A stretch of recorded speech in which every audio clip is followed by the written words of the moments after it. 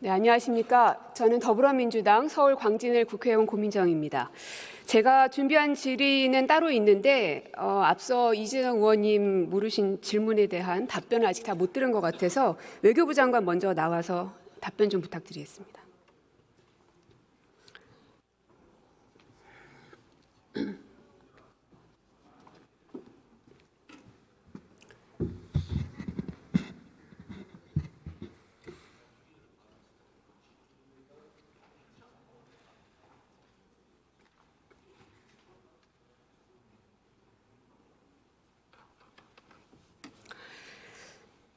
아까 계엄을 선포하기 전에 종이 한 장을 받으셨다고 말씀을 하셨어요. 맞죠? 네. 대통령께서 직접 주신 거고요.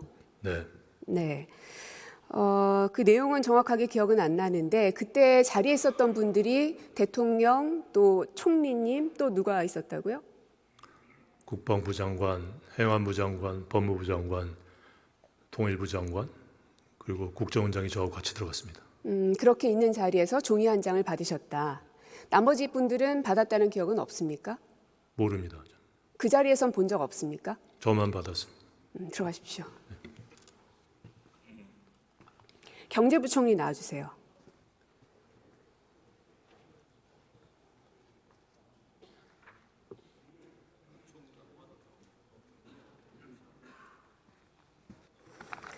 아까 외교부 장관의 답변 중에 그 국무위원들이 모여 있는 방이 따로 있고 또 대통령 집무실에는 대통령님께서 계셨고 맞지요? 네. 그리고 그 집무실에 외교부 장관이 들어갔다 나오기도 했다는 말씀하셨는데 부총리도 들어갔다 오셨다면서요? 네, 저는 한 9시 좀 늦게 도착해서 9시 한 50분쯤 55분 이렇게 도착했었습니다. 네. 그때 집무실엔 누가 있었나요? 네, 그래서 도착했다가 그 지금 말씀하신 대접견실에 갔더니 그때 제가 이제 원래는 저는 뭐 무슨 이유 때문에 불렀는지 모르고 사복 차림으로 갔습니다. 갔는데 한 55분쯤에 대접견실에 총리하고 몇 분 계시길래 여쭤봤더니 곧 계엄이 선포된다 이런 얘기를 듣고 제가 너무 놀래가지고 총리님 왜 반대 안 하세요? 뭐 이렇게 그런 취지의 말씀을 드렸습니다. 그러니까 총리께서 많이 반대를 했었다. 그래서 저보고 들어가 보라고 하셔서 제가 저기 집무실에 들어갔었습니다. 네. 그럼 그때는 대통령하고 독대하신 거고요. 정확히 제가 들어가니까 누가 같이 따라 들어왔는데 전 누가 같이 따라 들어왔는지 그러니까 같이 있던 국무위원 한두 분이 따라 들어오셨는데 누가 따라왔는지 정확히 기억은 안 납니다. 네. 그 전에는 대통령 혼자 계셨던 거고. 자리에는 혼자 계셨습니다. 그때도 역시 문건 하나 받으셨을 거고요. 아니요, 전 그때 받지 않았습니다. 전 그때 사실은 계엄에 대해서 처음 말씀을 드리는 자리였기 때문에 아까 외교부 장관 말씀하신 것처럼 저도 이게 경제에 미친 영향이 너무 심대하고 그래서 이거는 안 됩니다라고 여러 번 말씀을 드렸습니다. 그러면 어떠한 문건도 대통령이나 총리로부터 받은 거 없습니까? 그 자리에는 없고요. 그 자리에는 없었습니다. 네. 다른 자리에선 있었나요? 제가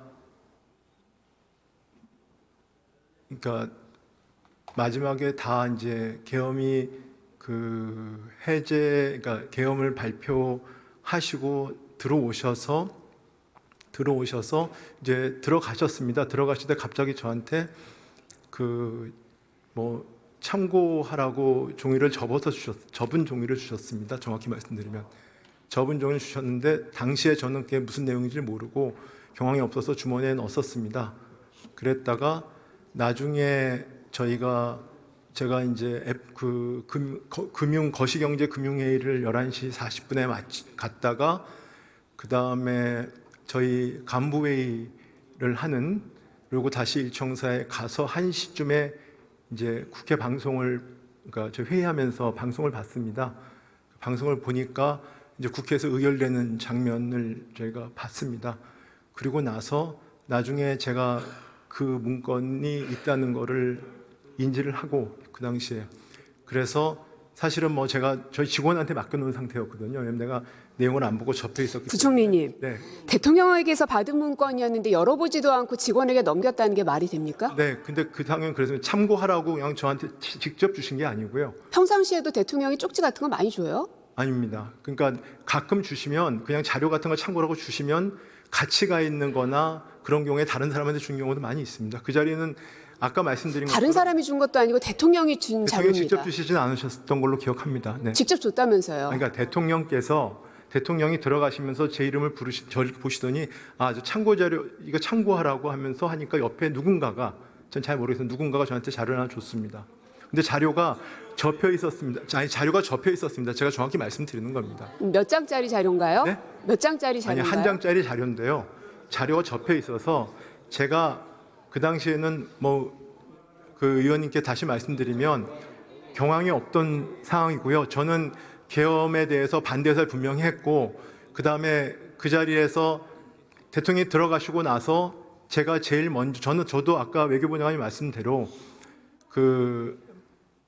이제 사퇴를 해야 되겠다 생각을 하고 있는 상황이었고 그 다음에 그 자리에서 제가 제일 먼저 나왔습니다. 나와가지고 그 다음에 회의를 소집했기 때문에 회의 장소에 갔고 그 다음에 시장 상황이 왜냐하면 그때는 우리 외환시장도 열려 있고 해외 시장이 열려 있었기 때문에 저는 오로지 지금 시장 상황 이게 좀 대외적으로 발표가 됐으니까 시장 상황을 챙겨야 한다는 생각으로 다 챙기고 그 다음에 간부회의 가는 그 자리 중간에 제가 제 직원한테 이거 참 아까 자료를 주셨는데 이거 가지고 있어라고 제가 정확히 전달한 건 팩트니까 그 중간에 물어보시면 압니다. 누군가요? 그 직원은? 네, 저희 직원입니다. 제가 누구 특정? 네, 어차피 저희 이제 수사를 받으면 기재부 간부입니다. 간부입니까? 네, 기재부 간부한테 비서실장인가요? 아니 차관인가요? 비서실장 아닙니다. 그러면 기재부 차관부입니다. 네. 네, 그래가지고 제가 가지고 있어라고 자료를 주고요.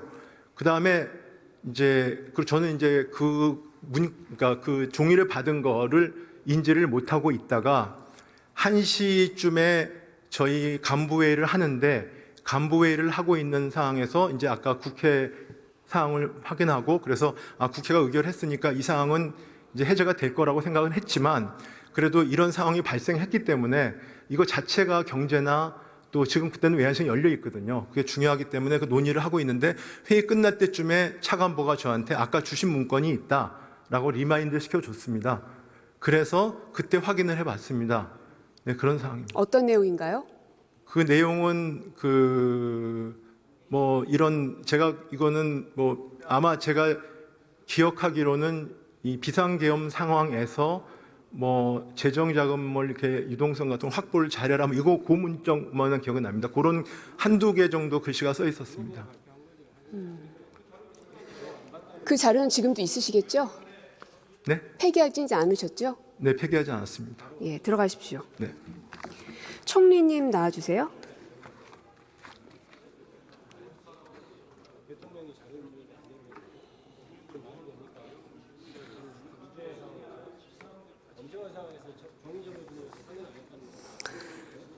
계엄 이후에 대통령께서 담화를 통해 경고성 계엄이었다라는 말씀하셨어요. 동의하십니까? 저는 그 어떤 형태에도 계엄은 해서는 안 된다 이렇게 생각합니다. 처음부터 끝까지 다 보셨기 때문에 그 당시의 상황들이 국회를 향한 경고성 계엄일 수도 있었겠다 하는 생각 해보신 적 있나요? 저는 계엄 자체는 있어서는 안 된다고 생각합니다.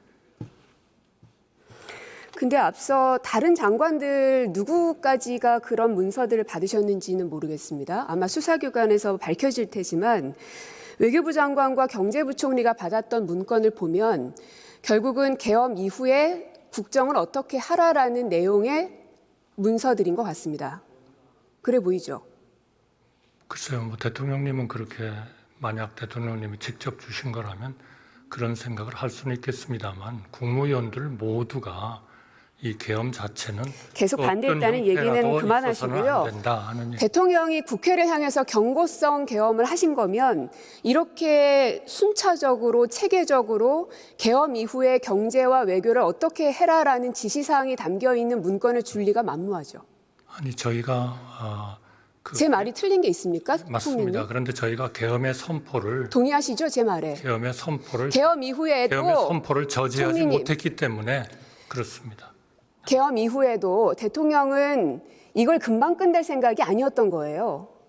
외교와 경제에 있어서도 이런 방식으로 끌고 가야 된다는 보관이 이미 머릿속에 있었고 문건까지 작성했고 해당 장관들에게 배포한 겁니다.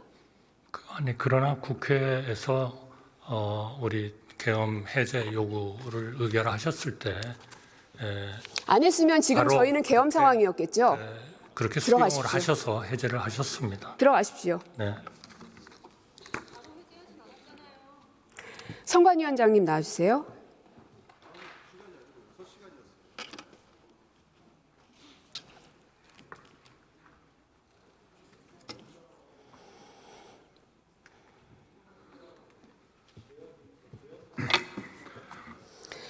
대통령의 담화를 보면 계엄 발령 주된 이유 중 하나가 부정선거였습니다. 선관위원장으로서 보자마자 어떤 생각 드셨습니까? 상당히 충격적이었습니다. 대통령께서 그렇게 생각하신다는 것 자체가. 대통령의 말을 하나하나 뜯어보면 작년 하반기에 선관위에 대한 북한의 해킹 공격이 있었다라고 말씀하신 바가 있어요. 근데 제가 알고 있는 자료에 의하면 작년 상반기에 국정원이 선관위가 북한으로부터 해킹 공격을 받은 것 같다. 그러니까 점검을 해라라는 요청이 있었던 건 알고 있습니다. 하반기에도 근데 또다시 북한의 해킹 공격이 있었나요? 그런 보고는 받지 못했습니다. 없었던 것으로 알고 있습니다. 없었던 일이네요. 해킹으로 접속해서 데이터 조작을 하는 것이 가능하다라고 말씀하셨는데 가능합니까? 현재 기술적으로는 그 서버 자체에 대해서는 인터넷 자체가 차단되어 있기 때문에 원격적으로도 힘들고 또 내부적으로 직접 접촉한다라면 여러 가지 보안 장치를 많이 필요하기 때문에 그 흔적도 남아 있기 때문에 현재로서는 불가능하다고 생각을 합니다. 제가 알기로는 물리적으로 망이 완전히 분리되어 있는 걸로 알고 있습니다. 네, 맞나요? 네, 그렇습니다. 그럼 외부에서 망을 통한 해킹은 원천적으로 불가능하고 불가능한 것으로 알고 있습니다. 그럼 이것도 틀렸네요. 대통령이 비밀번호도 아주 단순해서 1, 2, 3, 4, 5 같은 시기였다라는 말씀을 하셨어요. 24년 총선 때에도 역시 이런 상황이었습니까? 그렇지는 않습니다. 그 이제 1, 2, 3, 4 쉽게 접할 수 있는 그 번호는 아마 디폴트된 거를 그 아마 특별히 고치지 않고 쓰는데 그 시스템 자체도 내부의 내부 업무 시스템에 불과한 것이고 그것이 선거 시스템하고는 물리적으로 분리가 되어 있기 때문에 그렇게 해킹 자체는 없었습니다.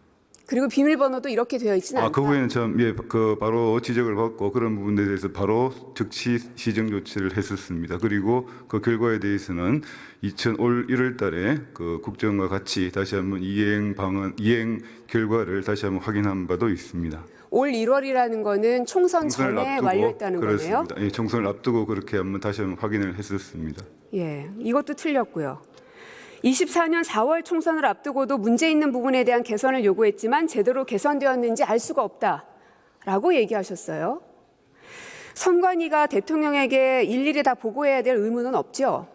그렇습니다. 하지만 헌법기관입니다. 예. 정부 부처들에게 혹은 대변인실을 통해서 등등 전파는 하셨습니까? 조치 사항들에 대해서? 조치 사항에 대해서는 특별히 저희들이 따로 전파를 한 적은 없고 다만 보안 컨설팅 자체가 우리가 국정원 또 인터넷진흥원 또 양당의 또 협조를 받아서 같이 하고 그 단체 그대로 우리가 지적된 보안 컨설팅에 나타난 문제점을 그 후에 바로 올 총선을 앞두고 다시 한번 확인을 받았습니다.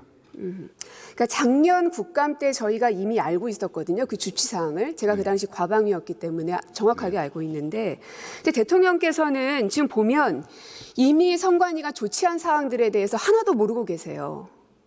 보고를 제대로 안 받으시는 것 같은데요. 어떻게 보세요? 그래서 저희들이 그 대통령 담화를 보고 사실과 다르거나 또 취약하다는 부분도 상당히 과장되어 있다. 그렇게 어제 보도자료를 배포한 바 있습니다. 문건 하나 띄워주시죠. 대통령이 어떤 국정 상황에 대해서 제대로 보고를 받지 못한 것도 문제인데 이게 22년 대선을 앞두고 윤석열 캠프 내부에서 작성한 문건입니다. 신용환 씨가 공개한 문건인데요. 보면 부정선거 관련 관리 대책이라는 제목의 문건이에요. 보시면 사전투표 결과의 바꿔치기, 자동개표기 부정 이런 것이 의심스럽다. 어떻게 생각하십니까? 사전투표 결과 바꿔치기 가능합니까? 불가능합니다. 왜죠? 절차적으로 사전 그것이 어떤 전자투표 자체로 투표가 이루어지는 것이 아니라 다만 그 절차적으로 그걸 모아서 다시 검사하고 다 그 절차 투개표 과정 자체에서 그 양측 후보자들, 정당 관계자들, 공무원들 다 보고 있기 때문에 그렇게 한다는 것은 불가능하다고 저희들은 보고 있습니다. 그리고 또 다음 장도 보시면은 양정철 개입설 해서 중국 개입설 부분이 나와 있어요. 그러니까 중국이 대한민국 선거에 개입할 수 있다는 의혹 제기인 것 같습니다. 이거는 외교 문제로도 비화될 수 있는 부분인데 어떻게 보십니까? 저로서는 뭐 처음 듣는 이야기고 또 이해하기 어려운 문제 제기인 것 같습니다. 그리고 마지막 장 또 보여주세요.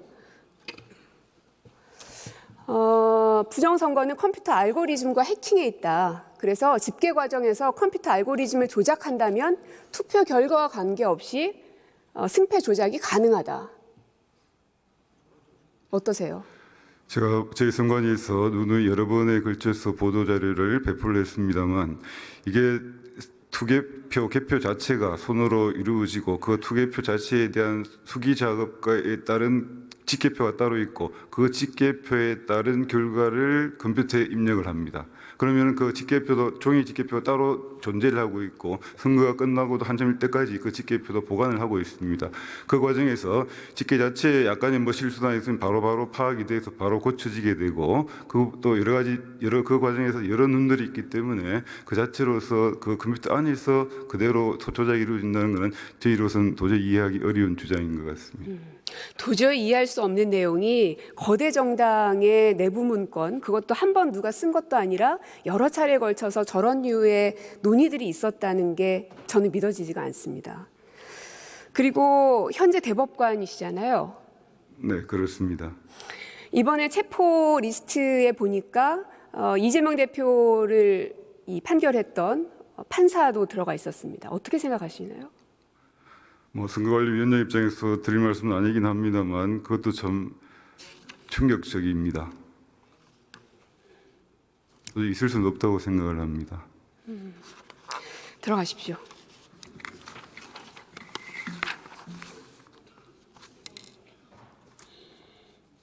총리님 나와주십시오.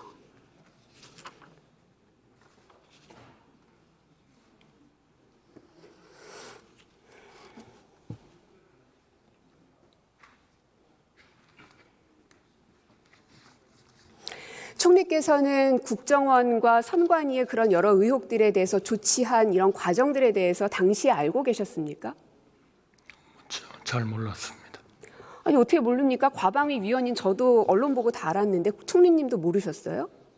그때 이제 그런 제도에 대해서 뭔가를 고친다 하는 얘기는 그러니까 선관위가 조치했고 이런 문제가 있었고 이런 과정들은 다 보고 받으셨죠? 제가 지금 정확히 기억이 나진 않습니다만 이제 수개표 하는 거를 이제 추가적으로 하기로 했다 그런 것도 좀 읽었고요. 그래서 제가 물론 뭐 문서로서는 봤습니다만 제가 뭐 명확히 다 기억을 하고 있지는 못하다는 말씀을 드립니다. 그러니까 몇 가지 개선들이 있었던 거죠. 그러니까 그것이 보통 이런 문제에 대해서 이제 여러 군데서 이렇게 좀 개선이 되어야 된다 하는 의견들은 많이 있었지 않습니까? 그 의견들이 다 고쳐졌는지 그런 점에 대해서는 물론 어떤 거는 선관위가 고쳤고 어떤 거는 그거는 뭐 타당성이 없다 이런 선관위의 판단에 의해서 안 고쳤고 뭐 그런 것들은 있습니다만 지난번 선거에서 예를 들면 수개표 같은 거를 과거에는 전자적으로만 개표를 하던 거를 수개표를 추가하기로 했다 하는 뭐 그 문제는 저도 알고 있습니다. 총리께서는 국정 전반에 대해서 다 챙기실 의무가 있고 그리고 그런 것들을 문서나 혹은 구두보고 등등을 통해서 파악을 해오신 걸로 알고 있습니다. 뭐 당연히 그렇게 하셔야 되고요. 근데 대통령의 어제 담화를 보면은 사실관계도 맞지 않고 시계열도 틀리고 완료 조치가 다 끝났는데도 모르고 계시고 이런 게 가능합니까? 대통령의 입에서 이런 말이 나온다는 게? 대통령하고 일주일에 몇 번이나 회의하셨나요? 두 분이서만. 뭐 둘이 단독으로 하는 적은 없습니다. 뭐 배석자들 빼고요. 주요하게 두 분이서 한 게 언제 있었습니까? 둘이만 하는 경우는 거의 없습니다. 없습니까? 왜냐하면 거기에 참모들이 아니 같이 그러면 참모들 몇 명이나 해서 일주일에 한 번씩은 했습니까? 원칙적으로 일주일에 한 번이지만 평균적으로는 한 2주에 한 번 정도 되지 않았나. 출장도 가셔야 되고 저도 출장을 가는 경우도 있고. 사람들은요 그렇게 말씀하시면 어떤 의심이 드느냐, 출장 때문이 아니라 술 많이 드시고 그 다음날 못 일어나셔서 못 온 거 아니야, 이렇게 의심합니다. 아닙니다. 그건 아닙니다. 위원님. 그건 제가 알 수가 없죠. 네. 들어가십시오.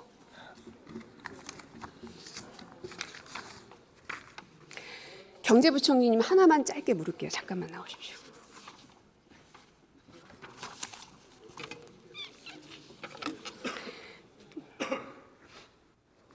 대통령 비서실에서 1년 반 정도 근무하셨는데 대통령 임석한 회의 며칠에 한 번씩 했습니까?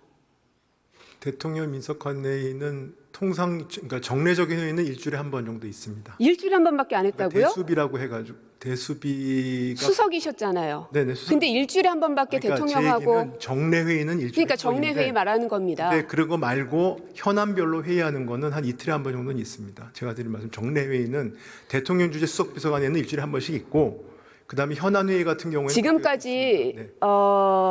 이런 공직에 처음 계셨던 거 아니잖아요. 네네. 최소한 총리하고는 일주일에 한 번 정도는 해야 되고 그리고 대통령실 안에 있는 수석 비서관들하고는 매일같이 현안 점검을 해야 되는 게 당연한 거죠. 일주일에 한 번이라니요. 제가 얘기하는 그러니까 대수비라고 하는 정례 회의는 일주일에 한 번입니다만 현안 회의는 뭐 수석실마다 다릅니다만은 제가 다시 한번 말씀을 정정하겠습니다. 그러면은 대수비는 일주일에 한 번씩 있지만 그거 말고 비서실장하고 지금은 실장이지만 실장들 회의 있거든요. 실장하고 당시에 국정기획수석, 뭐 홍보수석 하는 그런 회의는 매일 하셨습니다. 저는 경제수석이기 때문에 그 정례 회의에만 들어가고 그다음에 경제 담당 현안 회의만 들어갔습니다. 그 말씀을 드리는 겁니다.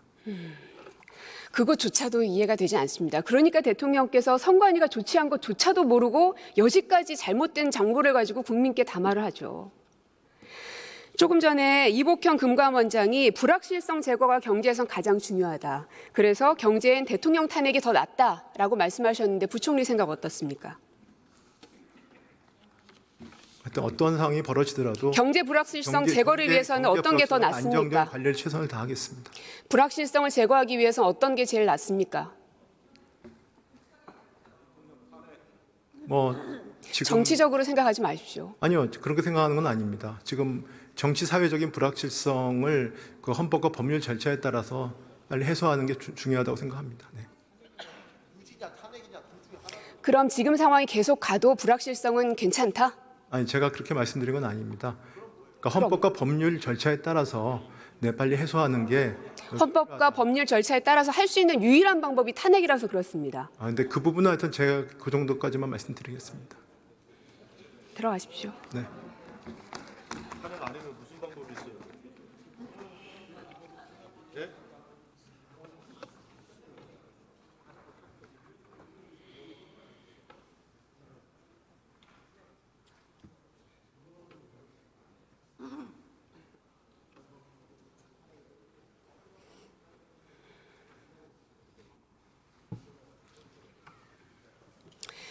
부정선거라는 유령이 윤석열이라는 숙주를 통해서 보수 진영 전체를 괴멸시키고 있습니다.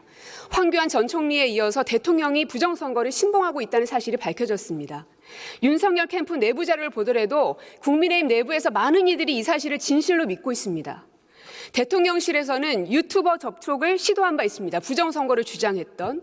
또 국민의힘 총선 출마자 이수정 교수는 탄핵되더라도 선관위를 꼭 털어야 부정선거 음모론의 찌라시를 SNS에 퍼나르고 있습니다.